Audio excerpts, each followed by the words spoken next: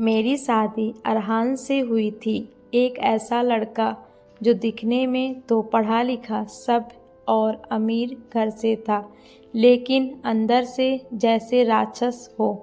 पहली रात ही मुझे एहसास हो गया कि मैं किसी सपने नहीं बल्कि एक डरावने बुरे ख्वाब में फंस चुकी हूँ। उसकी आँखों में मोहब्बत नहीं, बस हवस थी। हर रात वो मुझे ऐसे छूता जैसे मैं कोई इंसान नहीं, कोई चीज़ हूँ। मैं चुप रही क्योंकि माँ ने कहा था शादी के बाद हर लड़की को थोड़ा सहना पड़ता है। लेकिन ये थोड़ा हर रात मेरा सब कुछ तोड़ रहा था। दिन में वो सबके सामने बहुत मीठा बनता। माँ पापा जब मिलने आते तो उनके सामने मेरा हाथ थाम कर कहता, देखिए कितनी खुश है मेरी आयशा। और मैं मुस्कुराने की एक्टिंग करती, आंसू आँखों के कोनों में छुपा लेती, पर अंदर ही अंदर मैं टूट रही थी।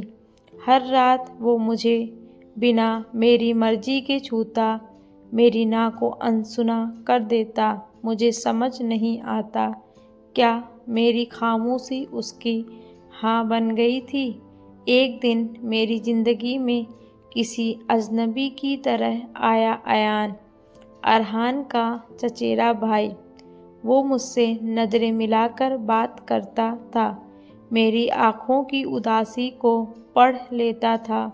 उसने मुझसे एक दिन सीधा पूछा, तुम खुश हो ना भाभी? उसका सवाल मेरी रूह तक उतर गया। मैं रो पड़ी। पहली बार किसी ने मुझसे पूछा था कि मैं कैसी हूँ। धीरे धीरे अयान मेरी ज़िंदगी की उम्मीद बन गया। उसने मुझे समझाया कि सहना मजबूरी नहीं होती, हिम्मत करना ज़िंदगी होता है। एक रात जब अरहान ने हदें पार कर दी तो मैंने खुद को शीशे में देखा। मेरी आंखें कह रही थी अब नहीं। मैंने उस रात उसे मना किया बहुत ज़ोर से, लेकिन उसने फिर वही किया, मेरी ना को अनदेखा कर दिया। अगले दिन मैं अयान के पास गई और पहली बार किसी को सब सच बताया। वो बहुत गुस्से में था, लेकिन उसने मुझे हिम्मत दी। कानूनी रास्ता अपनाओ आयशा, अब चुप मत रहो। मैंने एफआईआर दर्ज करवाई। समाज ने सवाल उठाए, ससुराल वालों ने मुझे दोषी ठहराया, लेकिन मैं डरी नहीं। कोर्ट में जब मैंने डटकर सच बोला तो पहली बार मेरे भीतर की वो डरी हुई लड़की एक बहादुर औरत में बदल गई। अयान मेरे साथ खड़ा रहा हर सुनवाई में। धीरे धीरे हम एक दूसरे की परछाई बन गए। अरहान को सजा हुई 7 साल की जेल और मैंने अपनी पढ़ाई दोबारा शुरू की। एक एनजीओ से जुड़ गई जो ऐसी ही लड़कियों की मदद करता है।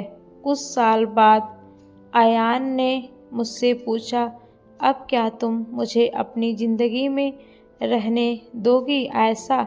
मैंने मुस्कुराकर कहा, अब मेरी ज़िंदगी में सिर्फ प्यार की जगह है, डर की नहीं आयशा। अब महिलाओं के अधिकारों के लिए काम करती है। वो हर उस लड़की की आवाज़ बन गई है जो आज भी चुप्पी में चीख रही है।